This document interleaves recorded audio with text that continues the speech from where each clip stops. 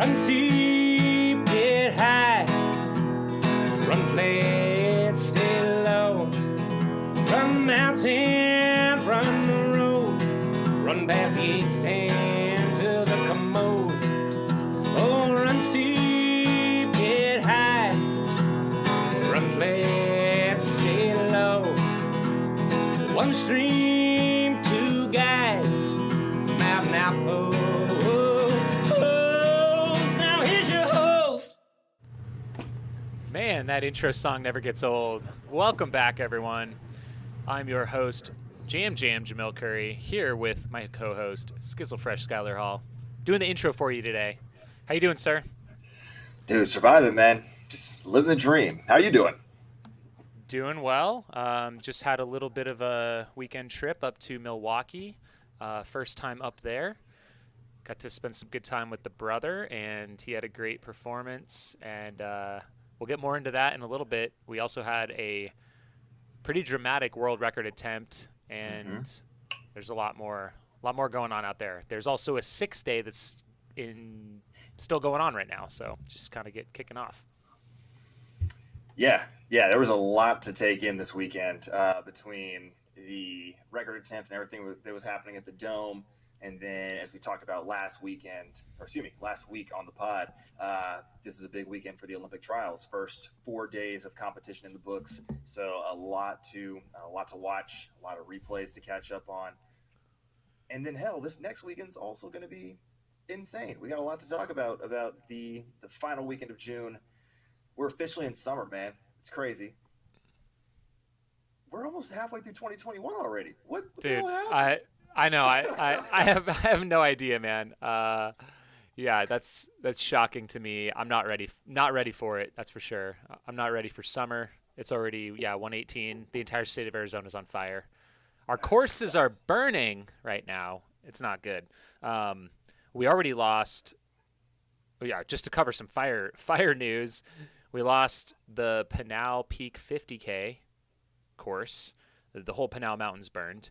And that same fire, the Telegraph fire, burned a good part of the Copper Corridor 50K course. And then there's a fire that is threatening and probably going to cross over into the Cocodona course tonight up above Kasner Mountain. And then there's a fire close to the Mogollon course as well. So, yikes. Yeah, honestly, the drought across the Southwest was not undersold. And the fact that Arizona is the first to go down, and those are 3 very different areas from a sort of terrain perspective. All difficult to get to for firefighters and forest and wilderness folks, but also just like in terms of the shrubbery and the foliage, like they look completely different. And the fact that they're all kindling at the moment is insane. So. Yeah, super dry. They just closed as of tomorrow. They're closing the entire Coconino National Forest, the entire Kaibab National Forest. So, hopefully that prevents any new starts until we get some rain.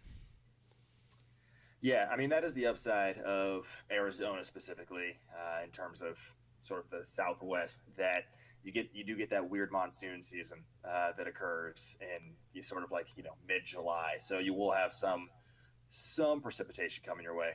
California not usually as lucky, so we're just bracing out here for what will also probably be a pretty hellacious wildfire season from now until mid-November.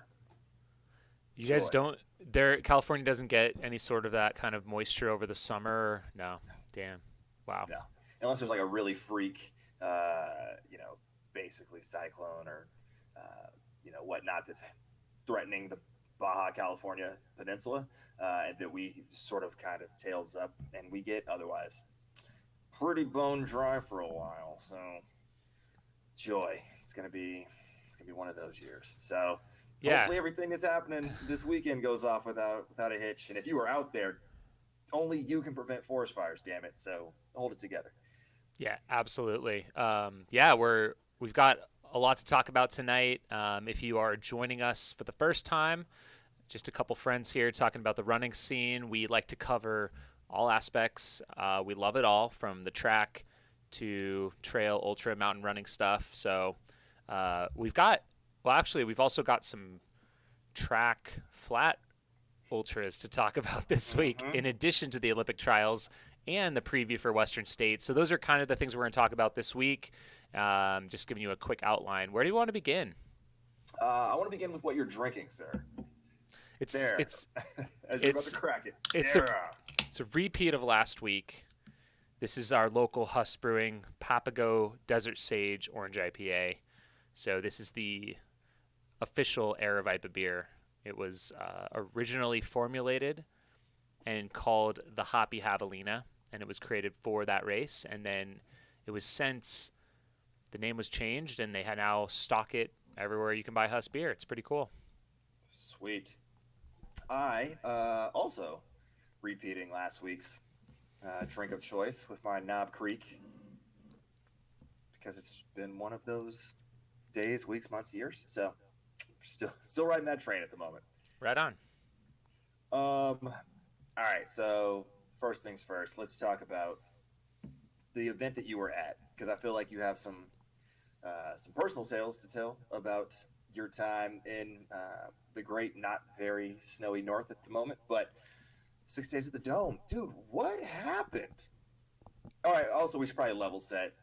There was a world record attempt that was going down, hence why Jamil is there to help cover live on the scene as the good Mountain Outhouse correspondent that he is. But, dude, take us behind the scenes. What went down? What did you see? Take us through it all.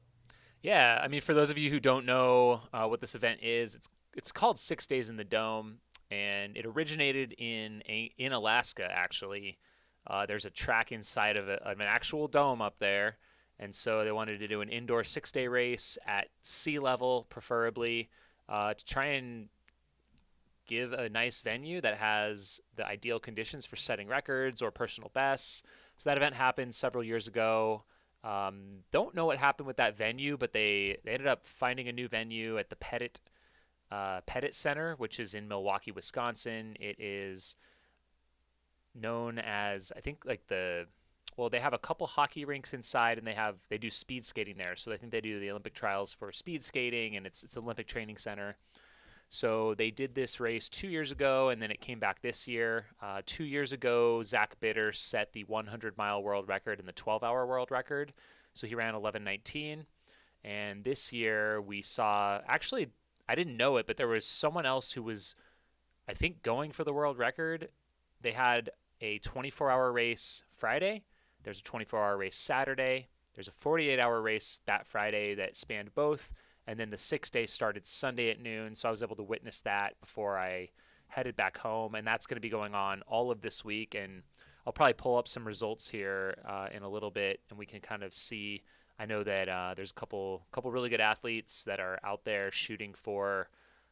There's one woman that's shooting for 6 day world record. There's another athlete shooting for 600 miles in 6 days. So, yeah, these fixed time races, you basically run as many miles as you can in a fixed amount of time. But yeah, the reason I was there is my brother was running. He was doing a fast 100 miles, a training run basically for the World Championships, which is coming up in October. And then Taggart Van Etten was also going for the 100-mile world record. And we saw him set the treadmill 100-mile record 6 weeks ago, May 1st, in 11:32. And so he wanted to back that up. And he was shooting for not only to break 11:19, he stated in advance his goal was to go sub 11 hours. And so I went out there. We covered the event on the Steep Life Media channel. So if you want to go replay most of the race, you can go check that out. Subscribe to Steep Life Media. We're going to be doing more live streams over there and more coverage of the sport. So be sure to check that out. But I was the point person on the ground there in Milwaukee, setting up cameras, and we had Matt and Rob here in the studio. So it was a little bit of a team trying to do some coverage, and I was taking some photos, and I ended up shifting to helping my brother a bunch too. So, but yeah, I guess that's kind of that's like the long intro, but So Taggart, long story short, he did not get the world record. He did not complete the 100 miles. Actually, he stopped in the early 60s, like I think somewhere around 61, 61, yeah, 61 miles in about 7 hours or something like that is when he finally pulled the plug. So it was interesting from the start. And I think we're putting out a podcast with him later this week just to hear from his perspective. But he was using his Stride foot pod for his pacing. That's what he uses, I guess, on all of his training runs and whatnot. So anyways, he used that to pace off of instead of using the lap splits from the timing system on site. So, this is it's 445 meters around approximately. So it's longer than a normal track. And I mean, you kind of need to do some math and figure out what pace, but for whatever reason, didn't quite know what that was. And when he started out, he thought he was on pace according to his foot pod. He was actually running too slow. I think upwards of I actually don't know the full pace right now, but he was running several seconds per lap slower than he would have liked to be. He wanted to go out at, I think, 6:30 or 6:35 pace. He was probably running closer to 7 minutes a mile. This happened for the first, I think, 90 minutes, and he somehow realized he was off pace and ratcheted it down and started running low sixes. And I think that was kind of the first thing that I think didn't go quite to plan. I think obviously it would have been better for him to run at his intended pace like his plan was, and he was having to not only run faster than had planned early on, but just imagine the panic that probably set in and what other kinds of hormones were released, and you don't want that kind of a stress that early into this attempt where you're already going to be on that line for 11 hours, just getting the world record is going to be a feat in and of itself, and you want as much in the tank for the end as you can get.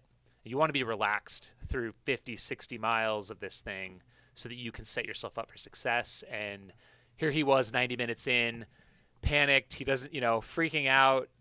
And I think that kind of, I personally think that was the beginning of some issues, right? So he's already pushing harder, and his heart rate is higher, other things. And then next thing you know, he's not maybe eating and drinking like normal. He's not relaxed, and it just kind of snowballed. And there wasn't much room to recover from that kind of extra effort early on. That's just my take on it. And it kind of just, you could see it after several hours of doing that quicker pace. He kind of he got his average back down.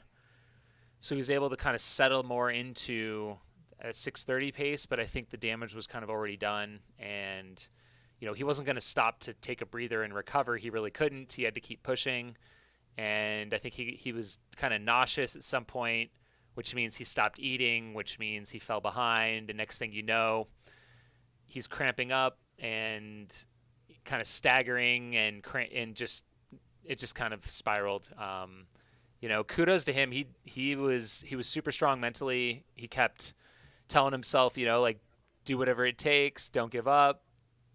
Literally, I mean, he fell on the track multiple times just because his legs were locking up, and every time he would just get right back up and just keep charging forward, and it's pretty wild to see. He finally kind of succumbed to everything, and just, I think, realized it wasn't going to happen. He was way off pace at that point, and there was really, his body would not allow him to continue. So from there it was over. And that's my basic kind of replay. I know Taggart has his own take on things, and I'm sure we'll hear more from him soon. Yeah. I was talking to Matt after the fact, who was obviously there anchoring the coverage alongside Rob in the studio. And he was like, yeah, once he went from 7-minute pace to 6:10 pace, it's really hard to then back off and be like, okay, it'll feel slower, more comfortable, but the damage is, it's done. It's like going out too early in any distance. You start coming off a 5K sprinting, the last mile is going to be a bit of a death march. And when you expand that 30 times the length of a race, yeah, it's not great. So I What would be on? very interested to hear what his personal thoughts are. Yeah, I mean, this was his second organized ultra he's ever participated in, and it's very different than all of his training and his treadmill run and like Tunnel Hill. Even there's a lot of people on the track at this race, so Mm-hmm. he's basically probably half the time having to run in lane 2. So maybe that wasn't factored into his foot pod data or whatever, but like, he's running further than he needs to. And when we calculate that out over 100 miles, even like, that extra 1% or 1.5% of running that in lane 2, it's going to add up over time. And just the energy of having to kind of weave in and out of people and dodge people. I mean, Zach Bitter had to do the same thing when he set his record. So it's not like Zach had this open track to where he set the record, but it's something to consider as well. And it's going to be another factor when you're trying to run that fast and now running 6:10 pace, you're lapping people constantly and weaving in and out of people. So it's just kind of definitely not as maybe ideal as like hopping on a treadmill for 100 miles. Yeah, when you're on a closed course or when you're on a treadmill, it's a lot easier to control more variables. But anything can happen. Even as you said, running in lane 2 through some turns, you're adding potentially 6 to 10 meters probably per lap, and you have to do that every 2 minutes, less than 2 minutes basically. So yeah, that adds up over time, and you're all of a sudden a quarter mile further running like as a person, but that's not reflected on the timing met in any way, shape, or form. And you have to just account for those sorts of variables, and it comes with the territory. So Yeah, Matt in the chat here says at one point he was over 1.5 miles ahead of world record pace. I mean, he was definitely on track. I think through halfway for sure. I mean, he split 5:27, but he was, you could see the look on his face. He was gritting. He was not comfortable. He was not happy. It was not coming together. But shout out to him for going for it and throwing it out there, and even like literally shaving 1059 in the side of his head. Like, I mean, it's great. I think it's great to see it. It reminds me of back in the day when Jim Walmsley, first time running Western States, he's saying I'm going to run course record, and he failed that first year, but he got back up and he won the race, and then he eventually set the course record, and now he's flirting with 14 hours. And I think it's great to see it. I think it's great for the sport for people to go big and like put down these inspiring performances of things that a lot of us don't even know that it's possible, or that people aren't even dreaming up, and for someone to take on just how fast can we run a certain distance, and especially the 100-mile distance, there's not a lot of focus on running a fast, flat ultra. And I think I love it. I welcome it. I think we'd love to see more of this. And, I'd love to see more people taking it seriously and putting more attention on it. So that's definitely why we wanted to be out there and cover it and support what Taggart was doing. So absolutely, it was fun. And then, as a corollary, I got to, once he was done and out, I basically parked myself at my brother's aid table and just handed him water bottles and snacks and cheered him on and watched him demolish his PR. And he ran a 13:20 and chased down Jacob Moss, who was a couple miles ahead of him. He was able to surpass him, and Nick was the first one to 100 miles on that day. It's pretty cool. Crushed it. Yeah, and that's the thing about these types of events. It's also very difficult to tell the storylines because so many things are happening. I mean, when it's one dedicated ultra, one dedicated course, then you can sort of do a preview, talk about the storylines, and follow those in real time. When you have 100 milers versus 24 hours versus 48, a lot of those things get lost. So, I'm happy that we're able to tell some of the tales about what occurred on the track and what's still occurring. The 6 days are obviously we're going to see some things thrown down, and then we're going to eventually get to the 24-hour worlds, and a lot of these names are going to come up, and we'll have heard about them doing some wild stuff. But to have them all finally coalesce around one specific distance, or I guess really one specific time horizon, and just ball out, these are the types of stories that we really need to invest more in as a sport and as a community. So yeah, absolutely. I'm just taking a look real quick at the current standings of the 6-day. They're 56 hours in right now, so a bit over 2 days, 8 hours. And Joe Fiji's is leading with 243 miles. Victoria Brown for the women, she's the one that's going for the world record for women, and she's at 236 right now. She's a triathlete mainly. I don't think she's never run a 6-day before, that's for sure. But yeah, she's, absolutely crushing it right now. I think she did 130 on the first day, I'm going to say. Let me see her. She did 132 on the first day. She was leading overall. And then day 2, she did 82 miles. So, her average was still over 100 miles a day through 2 days. I think the world record for women is 550 or 549. So, be interesting to see how that plays out. And yeah, Joe Fiji's is crushing it as well. Always. That's awesome. I guess he dropped a bunch of weight in the last month. He was maybe had some COVID pounds on him and went to a starvation diet and was running 20 miles every day, and here he is leading the race. All right, probably not the most healthy way to go about that plan, but he's also a freak beast of a different variety. So don't try that at home. Cool. So that's 6 days in the Dome. Yeah, it was kind of cool too. There are so many legends of the sport, legends of across the years that are out there. It was basically an ATY reunion. All these folks. A lot of them are in their 60s, 70s. There's several guys in their 80s that are out there participating. You've got Andy Lovey out there. He's 86. Bill Dickey, who's 82. Eugene Bruckert, 86. It's pretty awesome. Dude, running. It can happen forever. If you play your cards right, you can do it. It is a lifelong activity. I'm pretty sure I told you the story about a cross country race I did a couple years ago, where in the Masters division there was a guy out there with a full on walker, and he's just going over the terrain, just meandering the front wheels with the tennis ball backs on the stands, just over these rocks. I'm like, what the hell is happening? This is awesome. So yeah, see, it's those sorts of stories that are just phenomenal to tie on to. That's awesome. Dude, we have such an amazing sport. So absolutely. All right, in terms of other things that happened this weekend, I guess I'll take over here, and let's talk about these Olympic trials for the United States. Insanity across the board.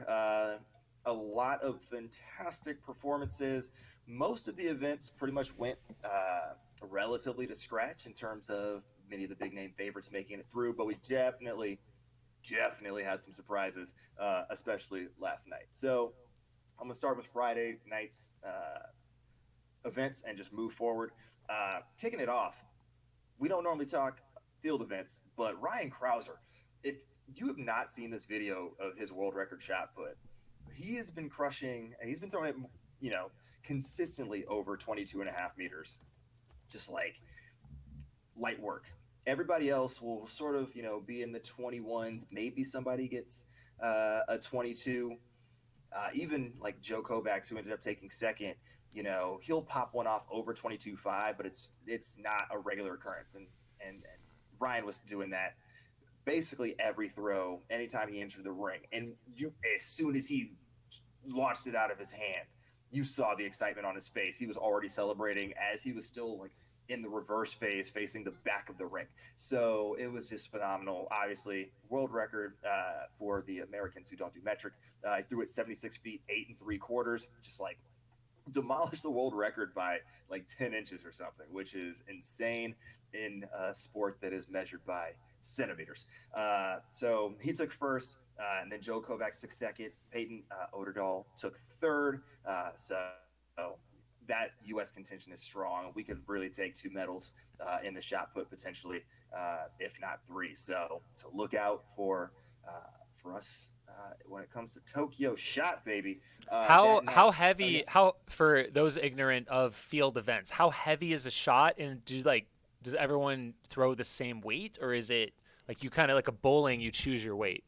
No, everybody has the same weight. I want to make sure I get this right because I know it's like 4.4 kilos in high school, but for professionals, I think college and beyond, it's basically 16 pounds. Damn. So yeah. And then it's all about the form, right? Like that's amazing. Absolutely. The way they spin. I'm literally watching it right now. It's Yeah. pretty legit. Yeah, no, it's I mean, honestly, it's an entire game of physics. So a lot of the entire rotation. It's a slingshot, basically. Yeah. So I mean, obviously, there's the glide. So sometimes, especially beginners, you'll see basically just like slide backwards and then pivot and put at the same time. Still, that you're getting momentum going towards the back, or I guess really towards the front of the ring, and then you essentially are corkscrewing. So you're starting that momentum, down from the knee, and then creating a rotational force that then comes up, through the torso and extends out the arm as you're putting. And then in the traditional spin, you're creating that rotation from the jump. So you still have the blocking phase where essentially what you're doing is you're spinning and then you're automatically stopping your lower body and much as if you were in a car and somebody slammed on the brakes and the rest of your body like slings forward, that's kind of what ends up happening in the rotational phase of the shot. So you're spinning, and then all of a sudden you like stop one side of your body, and then the same corkscrew sort of happens through the put. So it's like boom, and then they continue to spin through. But yeah, there's a whole arm action of it. This is why I don't teach throws, because my explanations of it are very horrible. When you see it and somebody who lives this demonstrates it, you're like, okay, this makes a lot more sense. But yeah, it was insane. Those dudes are freak beasts. It seems like they are just watching the video. It seems like as soon as the shot left his hand, he like knew that it was going to be a special throw or a special put. Oh yeah, absolutely. I mean, because he's gotten over 23 a few times, but again, consistently between 22 and a half and 23 meters. I mean, which is, we're talking a foot and a half of variance there, but that foot and a half variance is further than most everyone else in the world throws it, and he's doing that regularly.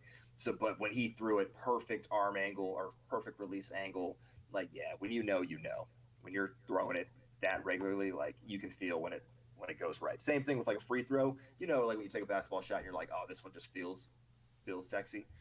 That's how he felt in that moment, and it was awesome to watch. As soon as it went out of his hand, you were just like, yeah, it's gonna be insane. But to beat it by such a distance was nuts. So yeah, that's a hell of a way to start an Olympic trials as the first final. Yeah, it was insane. If you just want to feel good, just watch his celebration. His wife is his coach, so they got to like embrace and celebrate it as well. So just good times all around. That's awesome. We need to get a weight man's relay. We need a big man's 4x1 in the Olympics. I'm a petition for that because a lot of those big dudes can also move.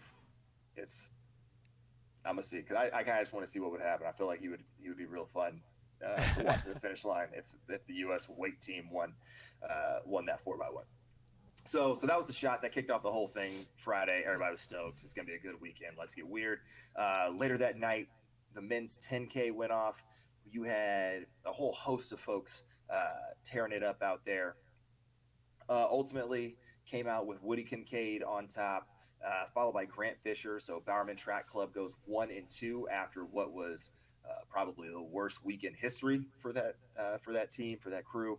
Obviously, with Evan Jager pulling out of the Olympic trials, and then Shelby Houlihan's positive test on Monday being announced to come back Friday and put two quick W's, at least W's being making the Olympic team on the board in the 10K was awesome. Woody was a beast also in that last lap, but especially that last 250, you just see him cruising. So that's how you get it done. And then Joe Klecker representing for On Athletics, a shoe company that basically didn't even exist like 2.5 years ago, gets their first Olympian ever on night one with him making the team. So shout out to the guys going to Tokyo to take on that 10K. That was Friday night. Saturday was a big like moving day. Like if you're like a golf person, like hey, like Saturday's moving day. People are getting set up. A ton of semifinals, but we did have a couple finals that happened. You had the women's 100, as expected. Sha'Carri Richardson, who has the second fastest time in the world this year, was taking the top spot there. Javian Oliver was second. Tiana Daniels was third. Jenna Prandini was the first woman out, which is always a bummer. But the cool thing about the 100 and the 400 is we have relays. So basically, if you're top four in either of those events, you're making the team. You're making the Olympic team. You'll be in the relay pool. Really, if you're top six in either of those events, you're going to make the relay pool. But guaranteed that you should probably be on that final if the team qualifies for the finals in Tokyo. So that's who's going on the women's side for the one. For the four, there was also that day Quinera Hayes, Allison Felix, and Wadelin Jonathas. So Allison Felix was so far back. If anybody watched this 400, it was nuts. She came off the turn in like 7th place out of 8 people in the final. And the 35-year-old, like relatively recent mother, athlete, not even a real shoe sponsor, rolls Wasn't she wearing $2,500 custom spikes or something ridiculous? It's something crazy. And you just see her just being like, I've been here 4 times before, might as well make it 5. And she just powers on the home straight, just snatching people, and comes in. You honestly thought, you're like, oh, she's going to make the team. It's going to be great. And then she still somehow passed Jonathan and sneaks in the second with the lane. So Allison Felix is just such a boss. So if you haven't seen that clip of that women's 400, check it out. But obviously, Quinera Hayes is definitely a threat to make the podium. This is another one of those events where America is like stupid strong. So super excited for that. And then I'm waiting for while we're talking about the relay pool, the 400-meter hurdles is going to be crazy because we have the 2 fastest women in history in the 400-meter hurdle pool. So our 4x4 is going to be stupid. Like we could legit threaten the world record with our 4x4 team. So look forward to that. And then moving down the line, I'll be faster. Men's 400 on Michael Norman, as we expected, with the W. Michael Cherry takes second. Randolph Ross. All right, last week I was talking about North Carolina A&T, right? The only team to get the podium on both the men's and the women's side at NCAAs. The 400-meter champion from NC A&T takes third here, qualifies for his Olympics 8 days after winning the NCAA title. So he ran 3 rounds at the Olympic trials, ran 2 at NCAAs. So he ran 5 races over the course of 10 days to make his first Olympic team and get an NCAA championship in the process. So shout out to him. His teammate was actually 4th at the Olympic trials as well. So Trevor Stewart also going to be in that relay pool. So North Carolina A&T stunting at NCAAs, and then comes back and gets 2 folks that are going to be Olympians on the men's side in the 400 or the 4x4. So shout out.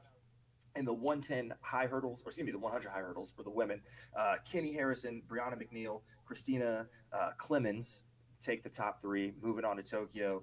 And in the men's 100, that was a wild day on Sunday. Trayvon Bromell, as expected, taking the win. And then we talked about all late winter, early spring, about how many dudes from America had run sub 10. Finally, We find out who's going to be representing us with a real chance of sweeping in Tokyo. Ronnie Baker takes second. And then Fred Curley, who doesn't even run the 100 normally, he's a 400-meter specialist, ends up making it as the third man on the 100-meter squad. So he's going to be eligible. Obviously, he's always eligible for the relay pool, but he's going to be representing in the 100 individually, and we still get to pull him for both the 4x1 and 4x4 pools. So we're going to be dirty in these relays if we can get to stick around. I'm just throwing that out there. So get excited. Other things that happen even further back, though, this is where things this is the first real kind of like shocking results of the trials in terms of finals. Justin Gatlin had like a hamstring issue, so he kind of like pulls up lame, finishes last. So this is probably his last go around at making an Olympic team, because the man's like damn near a Masters athlete at this point. He might actually qualify as a Masters athlete this year. Kenny Bednarik took fourth. Kenny's best event is the 200. Kenny in this race beat Noah Lyles, who took seventh. Noah Lyles is like the defending world champion in the 200. So Kenny showing off better in the 100. Is that a preview of things to come this upcoming weekend in the 200? Is Kenny Bednarik going to beat Noah Lyles? Look out for it. Just plant that seed in your brain. And so we're like, all right, things are finally not going to scratch. Let's get weird. Yo, last night, all hell broke loose. So in the women's 1500, Ellie Purrier takes the W. She got knocked off the track in the first 100 meters. She got bodied off. She was in the infield, comes back on, and was just like, I'm not dealing with you people Just anymore. rages. Runs off the front, says, to hell with all of you. So she just leads wire to wire the rest of the way, runs 3:58 for a championship record. Corey McGee, another New Balance athlete, just is like, cool, I'm just going to follow her and like, let's just hold on. So she takes second, and then Heather McLean takes third and secures her Olympic standard in the process, ensuring that she actually gets to punch her ticket to Tokyo. So 3 New Balance athletes taking the top 3 in the 1500. No super spike BS here, unless you feel like fuel cells are super spiked somehow. So that's how the women's 15 went down. It was awesome to see. And then the 800 for the men happened after that. Donovan Brazier, the defending world champion, crushing it on a regular basis, never goes into a race with a race plan, is just like, listen, I'm going to play it as it comes. I'm going to find a way to win. He's been doing it for the past 3 seasons. He's really been doing it since 2016 and just ended up missing the Olympic team then, just because he had a really fluky race in the finals. And the same thing happened here with 200 to go. He's in second place because Isaiah Jewett from USC, the 800-meter champion from NCAA's, I guess at this point, like 11 days ago, he's taking it from the front, goes out in 50.6 for the first lap. Donovan covers. He's like, all right, cool, I'm going with them. Like, I'm going to be on, like, right in his slipstream. And then Donovan just fell apart the last 200. Like, he started hobbling a little bit. He had this, like, unnatural gait that, like, as a coach, if I was watching one of my athletes do that, I would have been like, all right, like, is there a hip or knee issue? Like, it just kind of had a gallop look to it. And literally everybody in the race passed him. So Clayton Murphy gets the win, 1:43.17, fastest time in the world this year.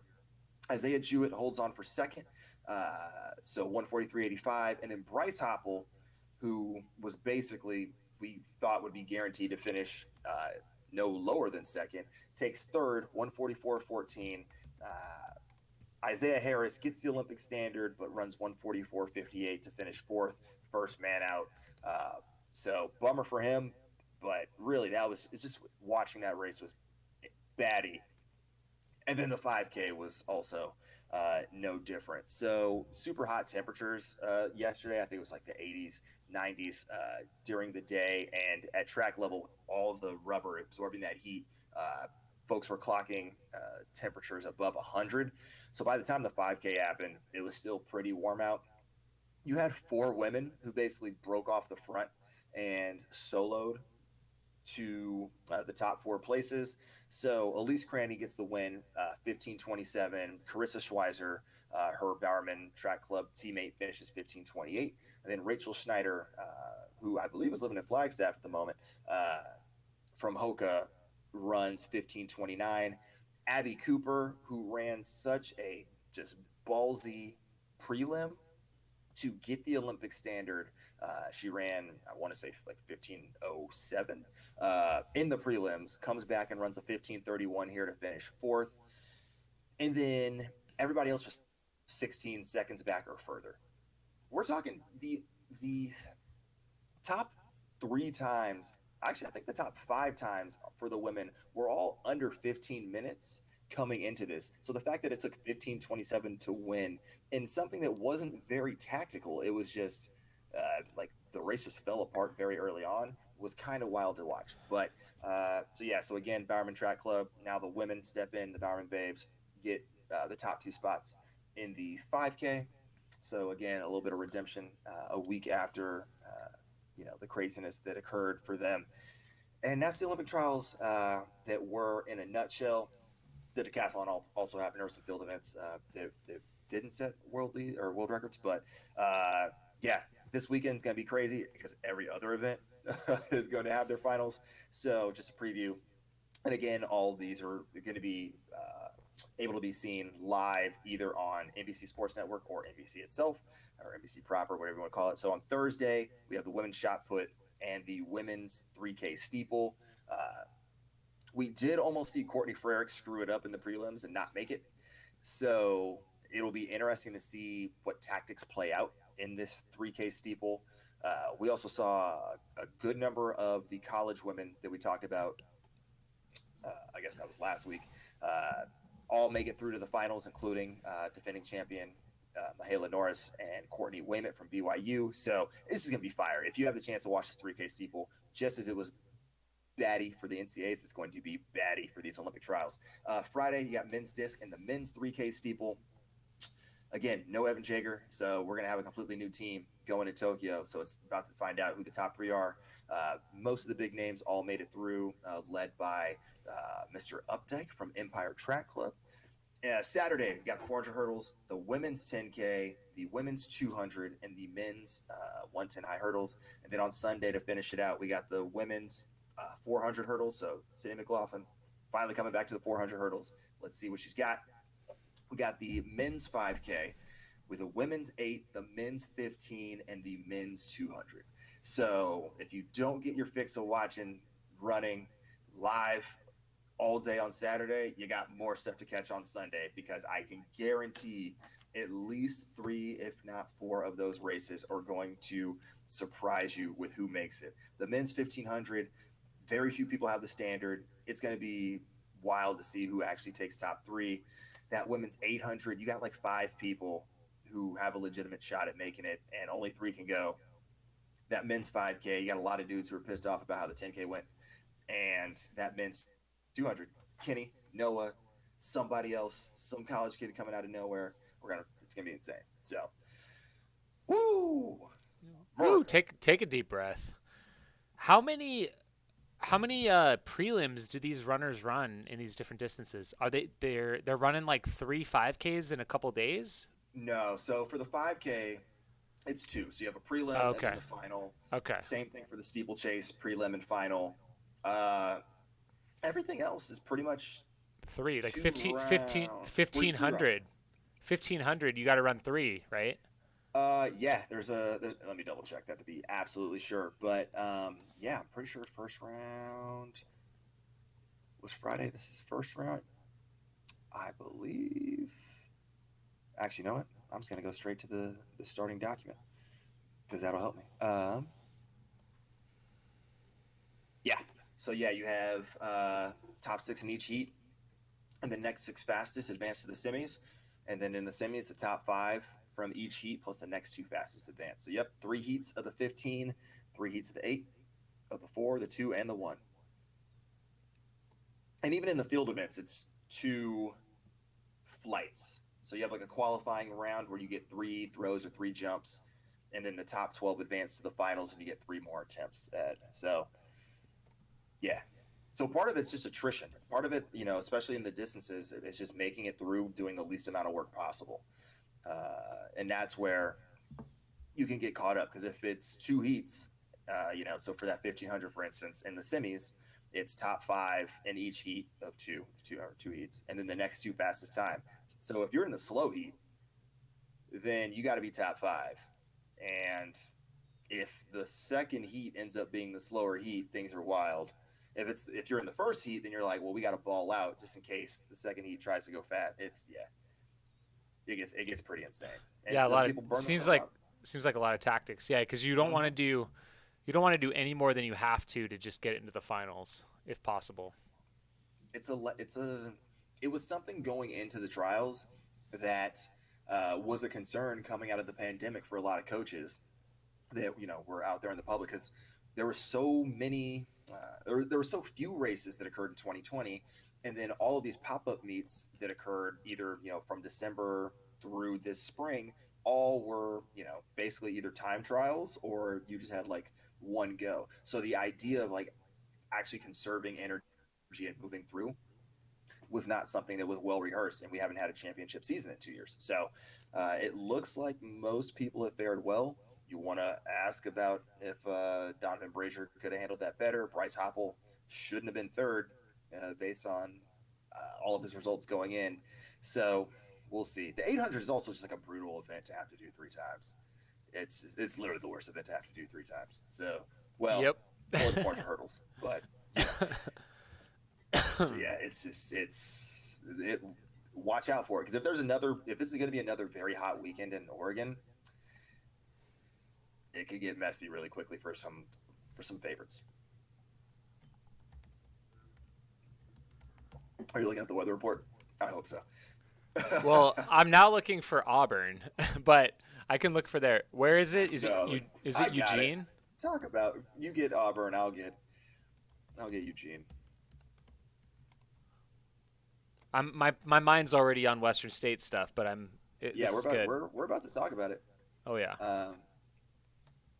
There we go. All right. So who's gonna get it first?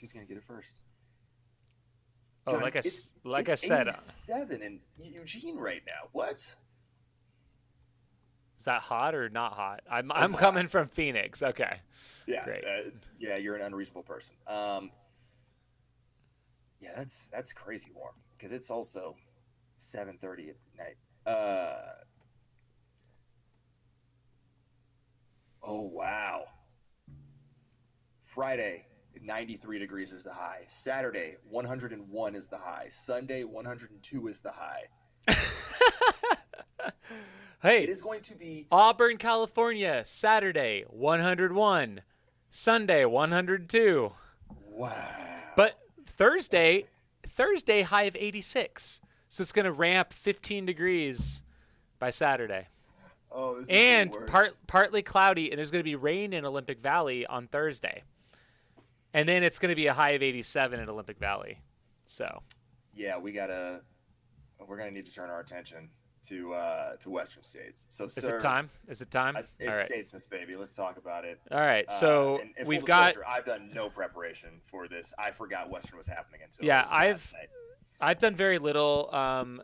Let's get some stuff going in the chat. I know we're going to get to it. If you guys have questions about that stuff or Western States, let's start it going. If you have predictions or anything you want us to talk about or stories you want us to focus on.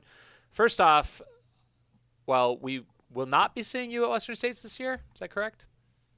No. Okay. No, you will not. I'll be watching the live stream from all over the place, but I will not physically be there.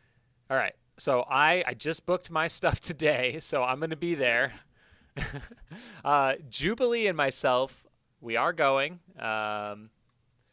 And we lost your camera view. No. I was okay. here. I was going to draw this left. All right. Shade. We're good. Okay, so yeah, Jubilee and myself are heading up there. I am helping to cover the race for Solomon. So we will be mostly following Max King and Beth Pascal, who are should be top 10 contenders of the race this year.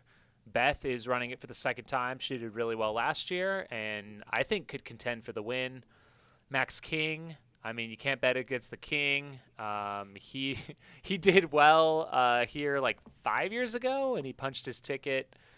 People may hate that phrase, but he did it anyways at at shoot, whatever that race is called, Canyons, not Black Canyon, Canyon just okay. Canyons. And Beth won, and Max got second. Anthony Costala is also a Solomon athlete. He earned a golden ticket, and he withdrew. I think wasn't quite ready for it this year. So I will be out there. If you see me, say hi. Would love to chat with you. Whatever, unless I'm like in the midst of it, in the midst of doing what I'm doing. If he's actively running with a camera, probably not a great time to chat with him. But sure, yeah. If I just run off, don't take it personally.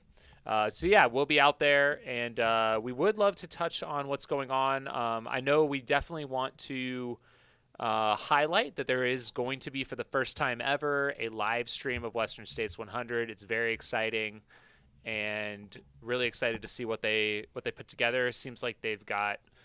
I know it's going to be great. They've got a lot of great people involved. Billy Yang, I believe, is overseeing it, and we've got Dylan Bowman and Corinne Malcolm as our commentators. I don't know if they're going to get any breaks or if they're just going like 31 hours straight. I don't know. I'm gonna try and go 31 hours straight, but you're probably going to see photos surfacing of me asleep on the track with a camera in hand or whatever. So. It should be a good time, and it'll be great to see everyone out there. They will have, I think, starting tomorrow, some live interviews with some of the elites from Olympic Valley. That'll continue Thursday and Friday. I will be out there. I think we're going to arrive around noon on Friday, so we'll be wandering around Olympic Valley that afternoon and whatnot. So let's see. Should we talk about some of the favorites? Where should we go with it? Yeah? Go for it. This is your my all right. So someone already mentioned it in the chat, but Jim Walmsley has been very secretive. None of his training has been public on Strava for many months. Of course, earlier this year he ran Carbon X2 and was just a few seconds off the world record. Has he raced since? I don't think so. So he was planning to double back on Black Canyon, but then he was able to procure a sponsor slot to the race. And the reason for that is he did not accept his M1 ticket. Obviously, the top 10 get back in, and he decided, I think he was going to focus on some other events, but due to the pandemic and things, he wanted back in. So he was planning to double back and run a couple 100Ks within a couple weeks. And he just posted on Instagram today that he's been dealing with some injuries, hence the stealth mode on Strava. He was running a couple days a week, dealing with a little IT band syndrome, which if you've ever had that is brutal. And it sounds like he's been rehabbing really nicely, and he says he's running pain-free right now. What that means for his fitness, we're not sure. He's been biking a lot. Who knows if that's going to translate compared to his normal cowboy loops in the Grand Canyon, which a lot of other people have been doing, including Beth Pascal, might I mention. She was in Flagstaff for quite some time. So other than that, we've got a lot of other top men's and women. Let's run through some of them and see if there's any commentary on him. So Jared Hazen seems like he's put together a solid block, and I mean, he was overshadowed. I'm literally just stealing that word from Iron Farr. I'm so sorry, but it's so true. I mean, it is.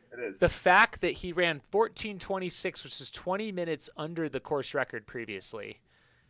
If it wasn't for Jim, that would be performance of the year and so on and so forth. Probably ultra runner of the year type performance. He's got a solid block, and it'll be fun to watch him. Yeah, I mean, I got to think that if anybody knows how Jim trained for both course record setting performances, it's going to be Jared. And if there's one person who's been able to match him in terms of talent and raw speed, as we've seen from the 50-mile distance on up, it's Jared. So if Jim has any sort of, off day or had an off ramp of training, uh, an off ramping up of training, that made more sense. Then honestly, you got to think that Jared would be the prohibitive favorite. Yeah, and he's got multiple.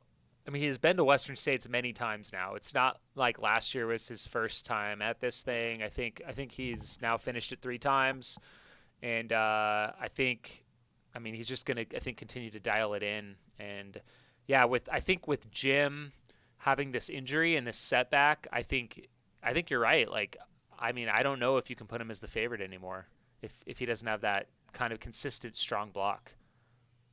Which is not something we've been able to say about Jim towing the line at a race in quite some time, which could be part of his ploy. Maybe he has rebounded pretty well from the injury, and with the cross training that he'd been doing, maybe he actually is looking really good, and he just wants to be able to toe the line with lowered expectations for once and see what actually happens. Because that hasn't, hell, even his first Western, he had thrown that anchor out there so far that he wanted to set the course record off the jump. He's never walked into a Western not expected to try to set a course record. So we'll see what happens. Yeah, and I don't know. I don't know how much I don't know if there was any pressure for him to run it, or if he just wants to go out there and see what happens. It is Western States, and we'll just see what happens out there. I know that this is Hoka's first year sponsoring the event, so of course they're going to want Jim out there, and we'll just see if he's healthy for the full 100 and if he can push it. And what we might see is him maybe playing it a little more conservative than some of his other performances out there, and kind of maybe working with some of the other top guys instead of just blasting off the front.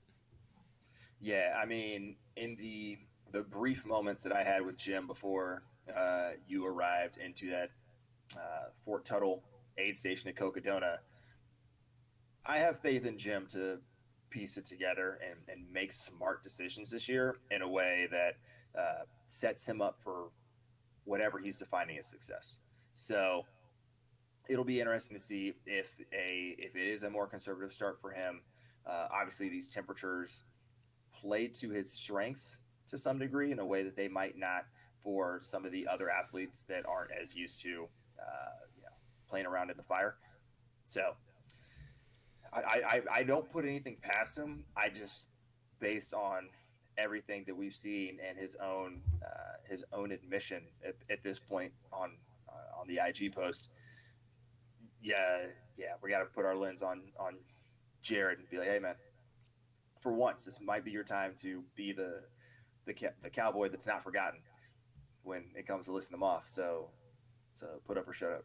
But he's gonna be chased by some pretty badass individuals.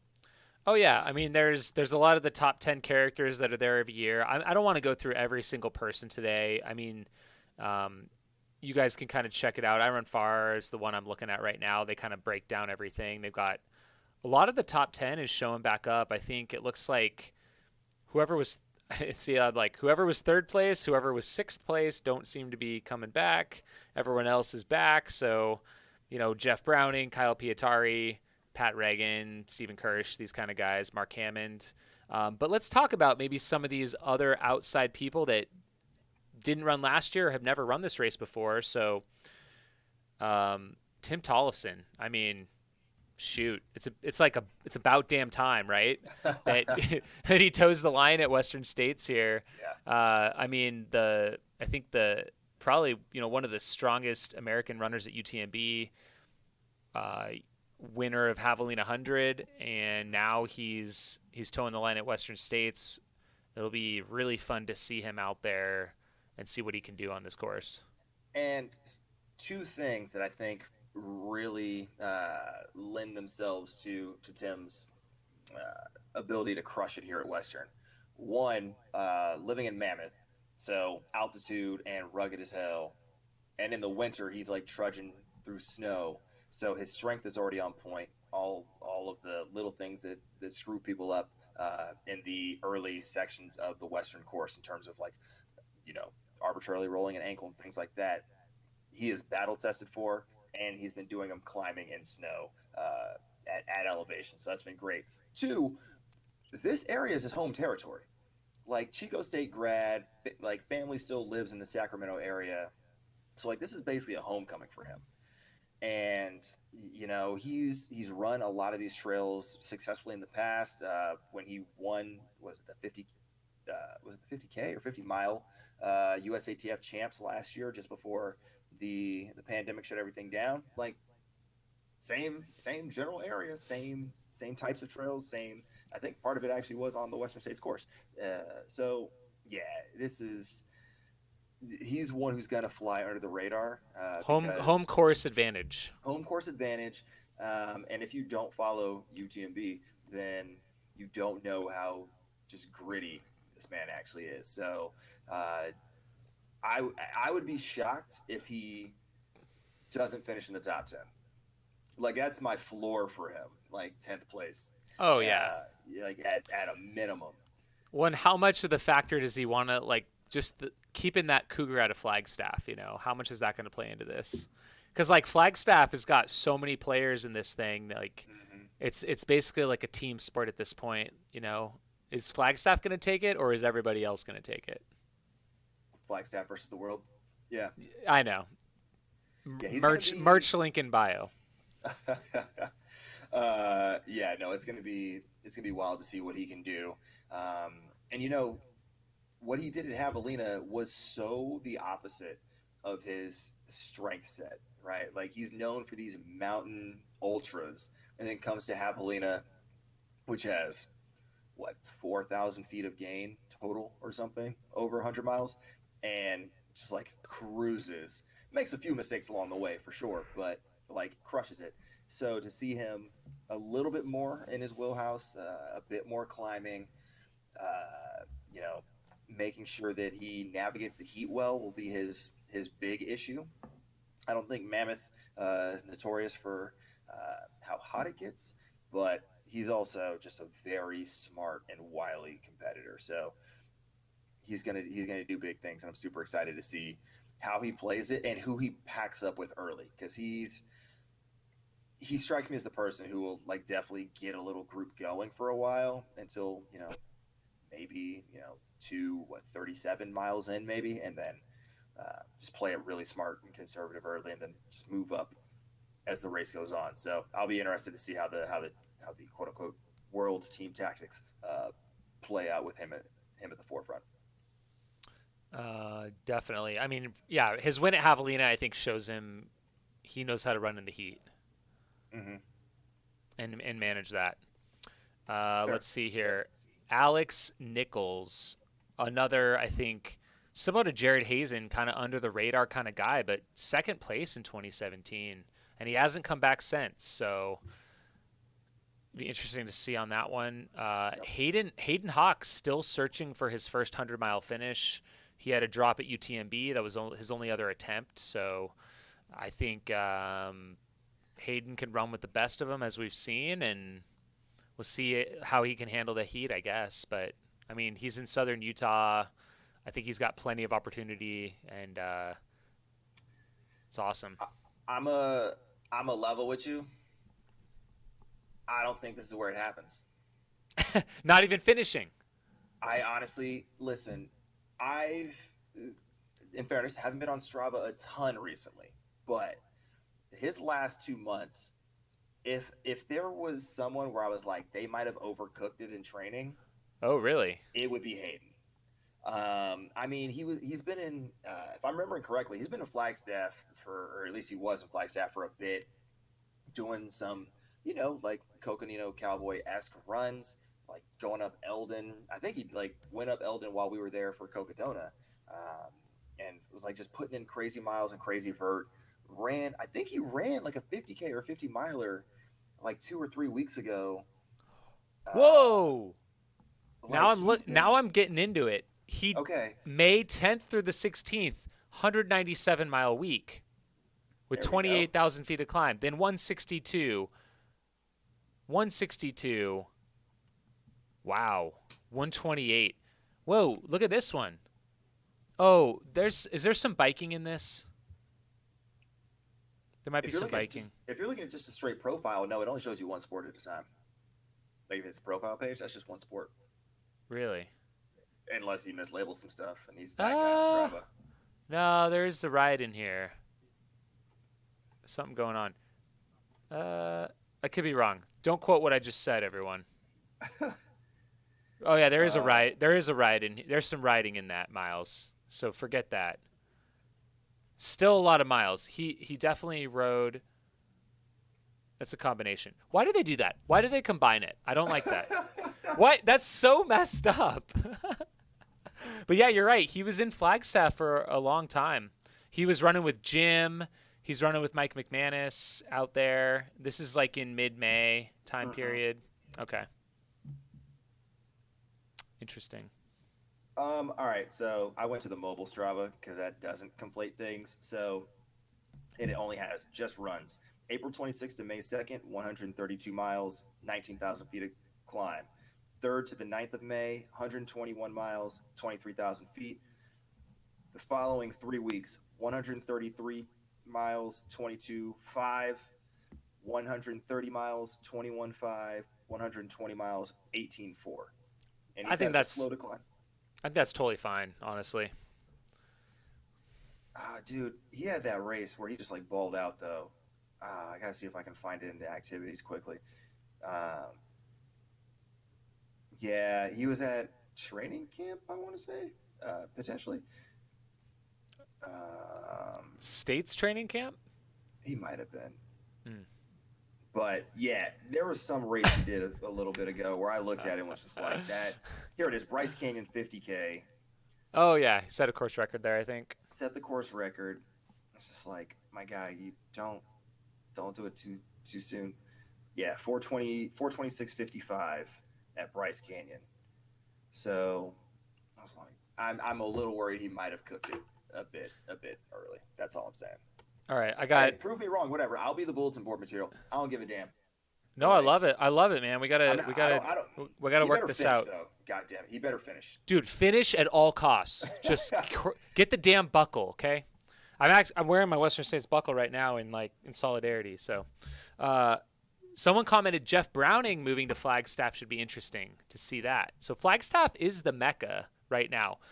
I think the Flagstaff effect is real. So as an aside, I did catch, the side-by-side comparison on the Strava website there? Mm-hmm. So in the last 4 weeks, Hayden just is running, average of 98.2 miles, and then I'm next to it. My average distance in the last 4 weeks, ready for it? 1.6 miles. Attaboy. Mm-hmm. I'm not doing much better, so I can't Let's go chase some runners at Western States. In fairness, you didn't do a lot more training for Cocodona, so you'll be all right. Yeah, I mean, I'm just going to bank on that. All those fast miles I was throwing down there, it'll be great. So let's see here. Thank you. Yeah, those were my fastest. So we got Max King coming back for the first time since 2014 when he was 4th. Ryan Miller is a bit of a newer name, but he is a really fast road runner, and then he won Bandera this year. So I think it's his first 100-miler that he's stepping up to. And right. Yeah. Does he still have that mustache? Yeah. Okay. Nike guy, I think. Mm-hmm. And then Tyler Green, Black Canyon champ, second at 2019 Javelina 100 in 14:02. So we got that Black Canyon experience, that Javelina experience. See how that plays out. I mean, well, we still got to talk about fan favorites. I think for you and Air Vipa, Charlie Ware, always a fan favorite. You got your Tucson. resident. And then Pima Pirates. the Pima Pirates still holding it down. I miss you, Sion. And then you got Eric Sensman, who's just everybody's feel good. Finally makes it yet again at Black Canyon. So yeah, it's just gonna be. I just want Sensman to have a good states run for once. Honestly, I don't even care if he takes top 10. I just want it to be a good, respectable, wholly put together effort. What is this? Is this his third run at states? Would he like a 78th place and then a DNF or something like that? Something like that, yeah, yeah. I mean, which to his credit, he did gut it out when he did finish in the 70s and like, wasn't he like over 24 hours? But like he still put it together. I just want him to have just like a good run. Yeah, I know that that's a very flexible metric, but I just want it to happen so bad. If he beats Jim, what are the odds? What are the odds that Sensman either runs faster than or finishes, and Jim doesn't? I'd say pretty good. Okay. Yeah, I would say pretty good chance. Should we switch to the women? Let's do it. Okay. All right, let's get to it. Starting from the top. 2 years ago, Claire Gallagher. This is the year that Courtney has some issues. Mm-hmm. And at the river, I was waiting at the river for her forever. And then she finally came in, was kind of limping in, and her race was over shortly thereafter. And we saw, even though she had that, I mean, she was like, I think well ahead of course record pace at that point. And I mean, if would have stayed healthy, she would have smoked the competition, I'm pretty sure. But shortly after the river crossing, after she had been walking and recovering for some time, she was still in the lead. Claire Gallagher passed her, and so did Brittany Peterson. And they went back and forth, eventually catching up to one another at mile 94.5. And then Claire went on to win and actually put quite a gap on Brittany. But they're both back this year. Yep. And quite a bit of the rest of the top 10. I think we're only missing number 6 and 10. Casey Lichtai, Beth Pascal, she just won Canyon's 100K. And I think is really you can tell she's really taking this race seriously this year. She came over before Canyons, and she's been in the States ever since. She was up at Flagstaff, training in the Grand Canyon, training all around Flagstaff. Again, it's becoming this mecca for Western States training. What else did she do? I mean, she was like in Sedona. She's doing all kinds of runs, and I think she's just probably in a really good place to make a solid run at this thing. For sure. Nicole Bitter is coming back again. She's got going for her fifth finish here at Western States, I think. Mm-hmm. Mm-hmm. And she's of course going to have that heat training down, living here in Phoenix. True. Let's see. Any other highlights in the top 10? No, I think. I honestly, I'm just thinking of Brittany Peterson's run from Black Canyon. It's so difficult to bet against her, having seen that. I know that Claire is, so strong and has such a storied and decorated history, but like that run was just so dominant, and I can't shake that. That might be recency bias, but also we're talking golden tickets were earned over the course of 2 years, so recency bias in this instance might actually be the right bias to have. But Beth obviously also crushed the Canyons, and yeah, I don't know. It'll be wild to see that top 10 return, but honestly, the folks that are not returning as a function of being F1 through F10 are also crazy talented. A ton of past podium or top 10 finishes in that section as well. So we got to dive into that longer list. Yeah, quite a few top international runners that are going to be showing up. Ragna DeBots. Seems like it's her first shot at 100 miles. but she won Marathon des Sables, Transvolcania, CCC, all, really tough mountain races and hot races. So it'd be really interesting to see. She is a Masters runner, so I mean, eyeing Ann Trayson's Masters record, I guess, is on the table. Ruth Croft is coming out for Western States, and she is, one of the top ultra runners in the world right now out of New Zealand. And Audrey Tanguy, totally butchering her last name, sorry. She's from France, and of course we saw her winning the Carbon X2. I think they said it was like her first road run ever or something. So clearly has, a lot of speed, and she was out at Canyons, so she's been on the States course, like putting in that kind of due diligence, I guess, in advance. Other ones, Magda is coming on out, former Western States champ. Always cool to see that. Keely Henninger, did not realize she has never run a 100-miler before, but she's towing the line. I guess so. That seems crazy. That seems odd. About time. Right. Whoa. Okay. Yeah. Honestly, in terms of if there's going to be a rookie stepping up to the distance, that's not one I'm concerned about. Camille Herron. Let's talk about this one. So, let's see. 2 former drops at Western States, I believe, has yet to finish. And I know that, like, especially in 2017, like that snow, she's not a snow runner, not in her wheelhouse. That's not going to be a problem this year.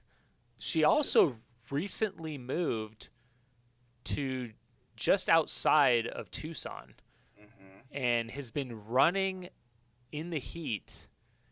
So I think that could definitely benefit her in this race.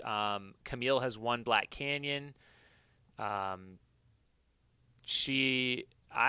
don't know. We'll just see what happens out there. I mean, obviously she has not nailed this one yet. I think she really wants to nail Western States, so we'll see if she can put it together. I don't know. Again, this is one of those ones where I just don't think it's gonna happen this time. Listen, again, this is one of those just finish scenarios. Just get it done. Get the buckle. Get it done. Just get the buckle. So again, that first time she ran Western, she was a baby deer on ice. It was not a good look. So that one is excusable. But her race tactics are something that lead me to be concerned about how this race will play out for her. In the same way that Jim in the first couple runs went off the front unnecessarily. Camille has consistently time and time again run off the front. She got a world record out the deal because she screwed up her splits and was going too fast. She's like, well, I'm here. Let's just keep going. But you can't do that at Western and expect to succeed. That's the exception and not the rule. And so I'll be interested to see, the year that I think is the year that Magda won. It was like her and Casey and somebody else who I'm spacing on at the moment, crested over the escarpment together, stopped, looked at the sunrise, all together. And they weren't even the first women over the top. If Camille finds herself actually working with some of the women, or at least not be in the top 15 to 20 of the men, as she's historically done over the escarpment, she's already in a much better spot for success in finishing this race than she has ever been. But if she can partner with some folks who will tame her for the first 25 to 35 miles, and then she can go ball out when the race sort of, flattens out, plays more to her strengths, and hopefully with some newfound heat training, she can capitalize, through Devil's Thumb and ultimately, going past Forest Hill and whatnot. Then she might prove me wrong. But what's the axiom? It's like insanity is doing the same thing over and over and expecting a different result. So she needs to do something different here. And thus far, in every race she's done, even though she's been crazy successful, she hasn't done anything different. So I need to see her play that early section differently, and then I'll have faith. But until I have a reference point, I'm worried for her. Love her as a person.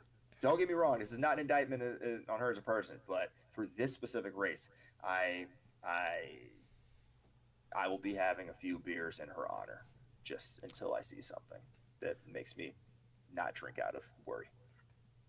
Let's go on to a couple kind of like we did for the men, a couple kind of fan favorites or other just feel good stories. Emily Hawgood from Zimbabwe. Mm-hmm.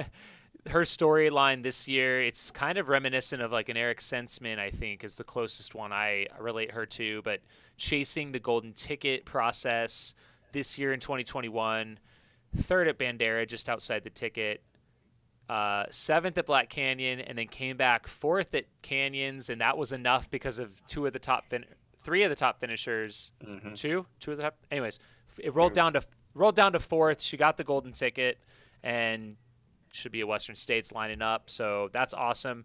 Also, we've got Sarah Kais, who was mm-hmm. third at Black Canyon, and then kind of a bit of a footnote, Lisa Roberts was second at Black Canyon this year, and due to the Western States zero tolerance policy, that's right. Yeah, so this hasn't been talked about a lot. Jason Koop just put out some podcasts, one specifically with Lisa on this situation, but she had a warning from USADA in her pro triathlete days for. Mm-hmm. Because she didn't obtain a TUE for an asthma medication at a triathlon. So because of that, she never served a ban. It was a warning. Doesn't matter. Zero tolerance. So she's not able to cash in the golden ticket. And that rolled down to Mariah Vargas. So she was fourth at Black Canyon, and she'll be lining up at Western States as well. I was wondering how that played out. That's one of those things we talked about it. I don't know if that was actually on the live stream that we talked about that for Black Canyon, but it was in the footnotes of the spreadsheet that I created ahead of that. Like there's this sort of this footnote around that potential doping violation. So I had not even considered how that might affect the zero tolerance policy. I didn't realize the zero tolerance policy was that strict. I thought you had to like actually get dinged for like a whereabouts violation or something. Yeah. Yeah. And I mean, I personally, I don't know. I mean, I don't think we need to get into it 100% right now. That's not the point of like, we don't need to focus on that leading up to Western States right now, but right. Definitely, they literally, it really is zero tolerance. I mean, I think this is the first time they've had to utilize it. They're clearly drawing a line in the sand here, and, even a warning will get you a lifetime ban from this event. So at least how it's structured currently. So just for all of you out there, be aware of this, I guess. Yeah, no, it's real. Especially how much age group doping has been talked about in, triathlon and cycling recently. Yeah, because like how many athletes might be taking some sort of testosterone that are that just for like daily living, right? Mm-hmm. Like as you get older, I think just to get up to normal levels, I mean, there's all kinds of scenarios, and I think that is a whole separate discussion. But it kind of the zero tolerance is very interesting.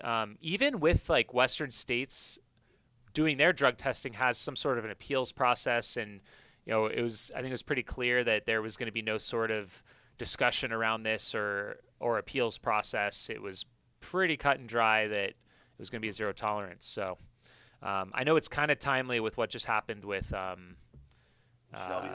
Shelby Houlihan here. So it's definitely, I think kind of this stuff comes in waves. Sometimes there's not a lot going on with it, and then sometimes it kind of comes to the forefront. So I do know Western States, it is something they're focusing on. I believe there's still some drug testing that they're doing. I'm not privy to what they test for, but I do know that in the past they've been doing drug testing at the finish line of this event. So Yeah, we should. I mean, I'm sure it's posted on the website. Probably, we could do some digging on it. But we need to come back to this topic. Yeah, that seems. Don't get me wrong, all for clean sport, but warnings like that's. just a warning. There was no sanctions Yeah. served, and also, I mean, just the idea of kind of going above USADA and WADA. And I know, yeah, there's like so much that goes into this, right? Mm-hmm. That we've even seen recently with this most recent case. So, but yeah, even for a warning and yeah, not even serving a ban, but some people would argue that maybe she should have. So who knows? Yeah, we're gonna have to do some research on this one. We'll come back to Yeah, this when we there's get a slow I week. I definitely need to listen. There's a 5-part series that Jason Koop just did. He talked to some people from USADA. He talked to Lisa Roberts. He actually talked to Charlie Ware, who was working on an athlete-driven out of competition testing program for ultra runners. That was an initiative that they were trying to get going a couple years ago, and he had a couple others as well. So there was like 5 different podcasts on this. We should probably listen to them, and maybe we can do like a dedicated show on this. I think it'd be pretty interesting, especially in light of the Shelby Houlihan case as well. So, Oh yeah, no, I'm sure there's a number of corollaries, and hell, just like going through airports and watching commercials, you see or listening to podcasts even at this point, you get all these ads for for hims and for hers, and like all these mail to your home hormone treatments for what could be otherwise normal lifestyle things, but if you happen to be in a sport that drug tests regularly, that'll pop off. So yeah, like just to think about, if you're just an age group back of the pack or an ultra running, this isn't an issue for you. But if you do a sport that has a more rigid testing protocol like triathlon, oh man, yeah, there's some layers to this. We're gonna have to explore this at a future point. But that's not that's not the focus of this weekend. Got a lot of folks that are towing the line. Mariah Vargas is actually an interesting story because she has 2 top 10 finishes at Black Canyon in the last 2 runnings of it, and it's like always flies under the radar. Southern California can be hot. I think she's actually more inland, so she might have a little bit of that heat training. And if you want to talk about people who have zero pressure on them, I'm pretty sure other than the 2 of us saying her name out loud, most people have never said her name as it relates to ultra running. So she might be able to sneak in a nice, top 15 performance, based on everything that we've talked about in the depth of this women's field. But if she slid into the top 10, I would not be surprised. So I think this looks like her first 100-miler too. With the exception of those 2 Black Canyons, the last 2 years, she's mostly a shorter distance athlete. I mean, she's got like running the rut 50K, so more mountain races. She's got like some half marathon, Mount Wilson trail race a bunch of years. Like that was her main Baldy run to the top. Like these kind of these SoCal like short mountain ascents. And yeah, she kind of stepped up and took a couple swings at Black Canyon here, and yeah, kind of the right circumstances fell in her lap, and she's towing the line of Western States. Pretty cool story. Sweet.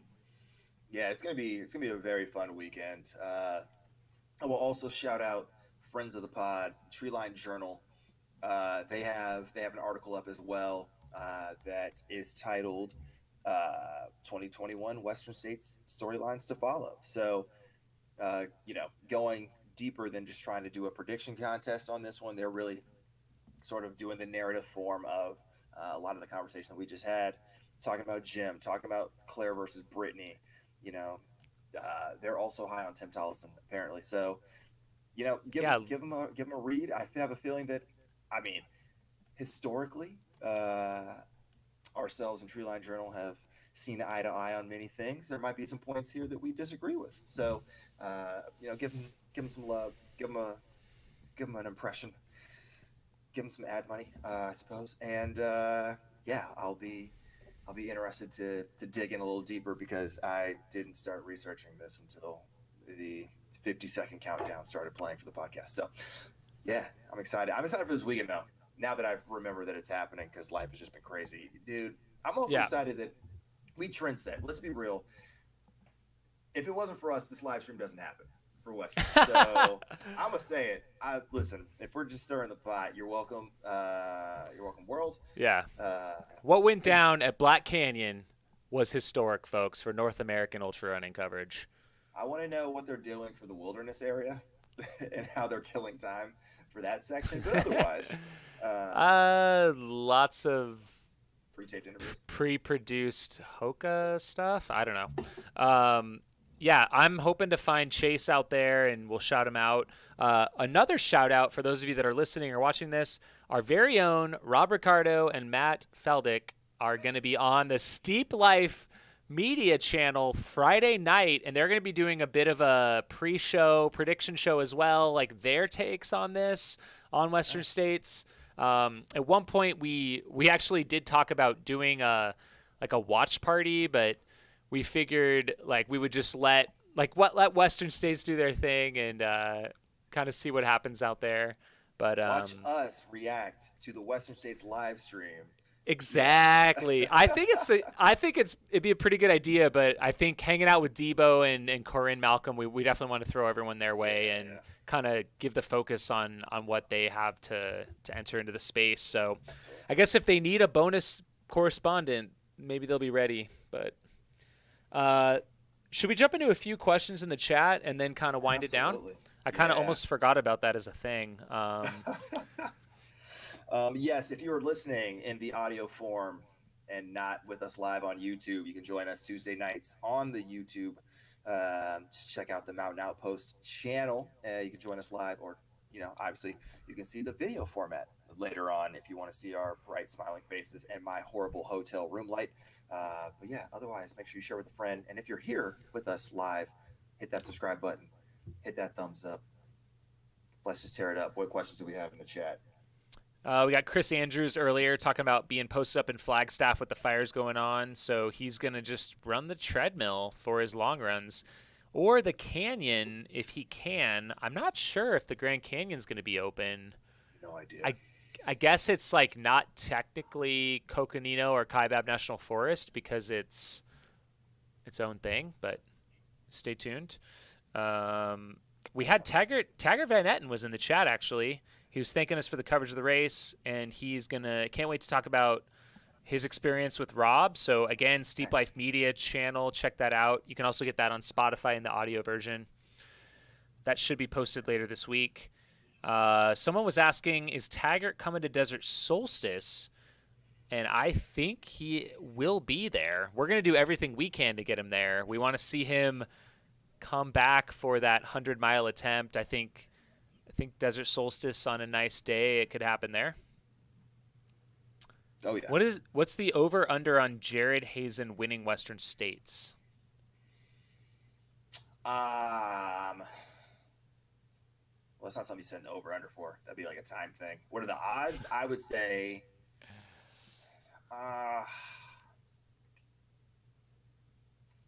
8-1. 8-1 odds.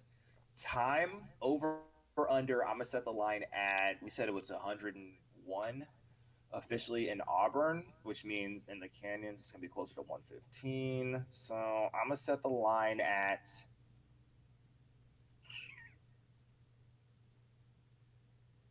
14:35. Okay. What are you taking, over or under? I'll say over. I think it's gonna be fast up front. And okay, so let's talk about the race tactics real quick, just since we're on this topic. It's cooler, closer to Olympic Valley, damn near dry as hell, and with very little, if any, snowpack. Yeah, that's true. That's gonna make it fast. It's gonna be super fast at the front part for people who want to take it out that way. So we're talking like your Matt Daniels of the world. Senseman might do something wild just because that's what he did. the last time he ran when he DNF'd. I think he's a little bit wiser this time, but who knows? Yeah, like he could definitely go off the front. Patrick Reagan will be a metronome, but if his metronome takes him to the front early for some reason, then like he's just gonna click it off, and people are gonna want to follow. So, I think that it could put some people in a spot of bother by the time they get to 50 miles in, and then it's just survival. So I think Jared, having run this as many times as he has, and having that experience and the natural talent to probably run it like in a perfect environment, he could also flirt with 14 hours. But given all these conditions, I think 14:35 is more reasonable. If he doesn't try to lead it from the front, he's probably from the front, like gapping people early. Then I think he's in a good position, 8-1 odds to win, and probably in the 1440s. Not a course record sort of year, but respectable in the heat, much like we came to appreciate from him a few years back. Cool. We had a question here. Where can I watch the Western States Endurance Run live stream? And that's going to be on their YouTube channel, which is not super populated at this point, but if you type in like WSER, Western States Endurance Run, on YouTube, it should pop up pretty quick. So it looks like they're starting to populate some of their upcoming live stream content on there. And that's where you're going to want to go. Oh, there's also a Western States app that they just launched this year. So from the same one single app, you can get, I think they're aggregating Twitter sources from several different outlets. They have the live stream embedded in there, and they have the race results in there. And as an aside, you can also search up historical Western States finishes. So I found my finish from a long time ago. Pretty exciting. Nice. Talk about a blow up. I'm gonna jump in real quick. So I went to open Instagram to try to find the link to the Western States stuff that Debo was talking about earlier. And the first thing I had in my feed, Morgan McDonald apparently no longer training with Team Boss and is no longer with Under Armour. Under Armour seems to have an exodus. Like, there's so many athletes leaving Under Armour right now because they let everyone off the hook because, like, Under Armour doesn't have good spikes, I guess. There was multiple Under Armour athletes that left or are leaving this week. But most of the other teams, like Brooks, were like, hey, just run in the Nike spikes. Yeah, I think they were like, I think they said, if you don't run in our shoes, you're off, but you can leave now. Yeah. Damn, I missed a lot. I gotta pay it. Yeah, like someone, I forget who it was, but someone from like Dark Sky Distance, like, Under Armour team from Flagstaff, is like, I'm gonna bet on myself. I'm gonna wear these technologically advanced spikes, whatever they were, and I'm going on my own. Because Rachel Schneider was Under Armour, and she ended up running for Hoke. Okay, it's all weaving together. I was wondering, like, when the hell did she switch? Yeah, I think just tripping.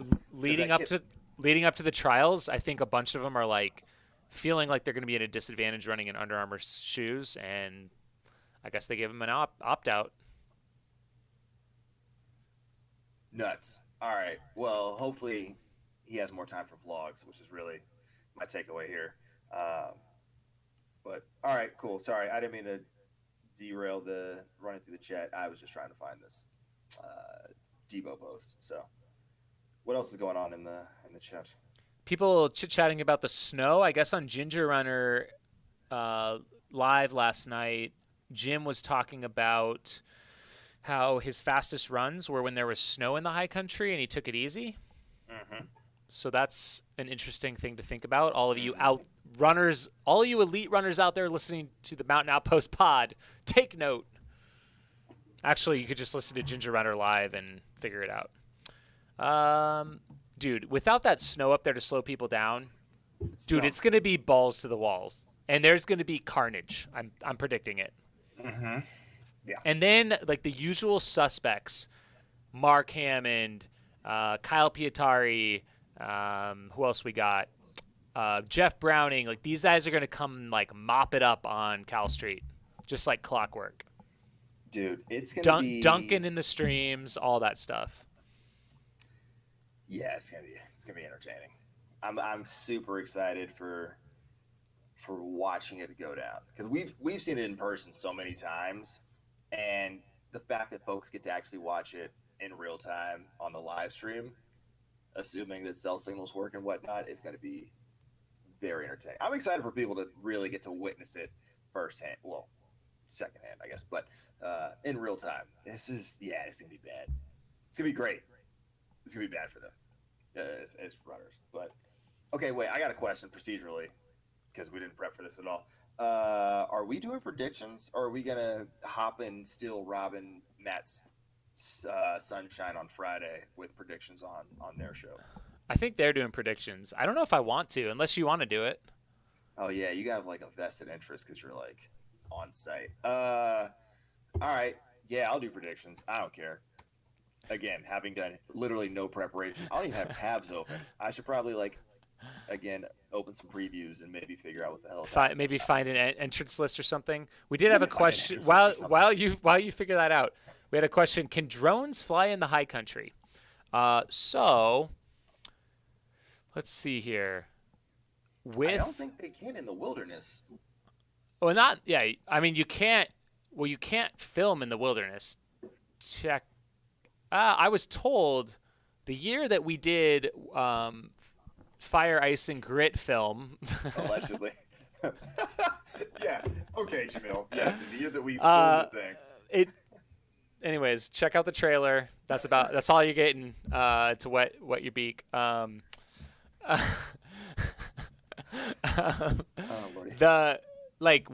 They told us, well, actually they gave us basically like a blank check to film literally 100% of the course, except in the wilderness area we could not film that.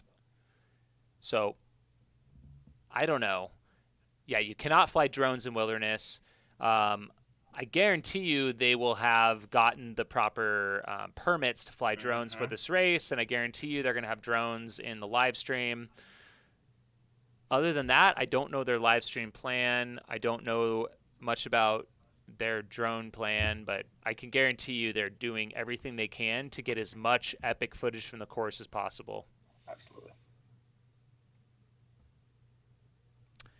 Micah says there was a recent court case that puts a hold on restrictions on filming on national parks. I wonder if this spills over to wilderness areas and forest land. I will check into this land. So Forest Service land isn't a problem. Wilderness is a problem. I don't know. As far as I know, definitely taking off in a wilderness area would not be okay. Can you fly in the airspace over a wilderness area? That's probably a gray area. As far as this national parks court case, I haven't looked into that, but I will check it out. Yeah, that could be just useful intel for us in the future. So you should look into that. The one thing I do know, Sedona and Cottonwood tried to pull this on people. They put up this thing that said no drone zone signs everywhere, and it turns out that was illegal. The government did an illegal thing and got busted, and then they had to take their signs down, and that was kind of amazing. And that's why you had Cocodona coverage, so you're welcome. Yeah. Nothing surprises me anymore. You got a prediction for us? Oh, okay. No, but yes. All right, so I'll start with the women's side. I'm literally speed reading here. All right, so is somebody writing this down? I honestly don't. This is bad. Okay. Okay. My power rankings. I'm gonna go start at 1 and go backwards. Or go down. So Brittany Peterson for the win. Second place. That's not a real word. Okay, it'll make sense when I say it, or when you understand where I'm going. So second place, Beth Pascal. I was looking at Beth, and that's why. Place. Third, Magda. Fourth, Addie Bracey. Fifth, Claire. Sixth, Casey Lichtig. Seventh, Audrey. Wait, who is your top three? Brittany, Beth, Magda. Oh, okay, yeah. All right. So what was I on? Seventh, Audrey. Eighth, I'm gonna go with Sarah Kais. Ninth, Emily Hoggood. 10th,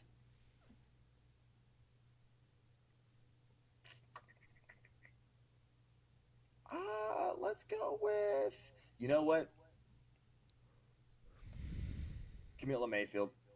Yep, that's where I'm at. Nicole Bitter's gonna hate me for it, and I apologize. So that's my top 10. Just gonna go with it, and then on the men's side, first Jared Hazen, second Tim Tollefson, third Patrick Reagan. So I'll let you write those down because I know you're going to check me on this next week and put me in a box. Fourth, going to go with Kirsch. Fifth,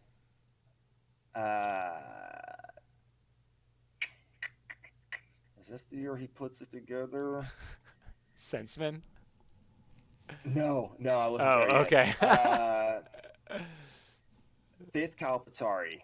Sixth, Jeff Browning. Seventh, Ryan Miller. No, seventh, Charlie Ware. Eighth, Tyler Green. Ninth, Ryan Miller. 10th, Eric Sensman. Wow, nice.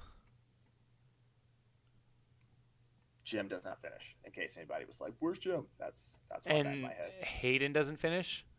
No. No. Hayden finishes. No. Hayden does the like big rig finish. I wholly believe he will get to the finish line. He has to. He has to get to the finish line, but I think it's going to be closer to let's keep this respectable. If he gets sub 24, sort of like he might have walked it in, sort of thing. But yeah, that's where I'm at with my predictions. So Love it. All right. Well, we're looking forward to. I'm not giving predictions, but we look forward to Rob and Matt's predictions Friday night. You guys can sit down with them and chat it up and see what you think. cool. And if those end up being perfect on any prediction contests and you win some stuff, you're welcome. I run far. Prediction see. contest. There Yeah. you go, yeah. That's all I have for the week. Yeah, me too. I mean, we have a very exciting weekend ahead of us for both the Run Flat world and the Run Steep world. So make sure you hydrate. Make sure you take care of yourself. Get your runs in early because you're going to have some busy afternoons and evenings and late nights and potentially early mornings of watching some live stream footage. So we're going to be back next week to talk about it, and we're going to break it all down. And we're going to talk about what we got wrong. And we're going to talk about all the things that I got right because I am infallible and I definitely crushed both of those top 10s. You're welcome. So much confidence. I have to. And I'm going to look into filming with drones in national parks without a permit, and we'll get back to you on that next week as well. Cool. Why do I feel like this is a business meeting, like a standing business meeting? We're like, all right, we have action items for next week, and we'll come back and we'll discuss. We'll take it from there. So great. I think it's good. I mean, having a bit of an agenda, I like it. It's good stuff. Oh, you're going to prepare for a pod for once. That'll be awesome. Cool. All right. Well, this has been delightful. Jamil, always a pleasure to talk to you.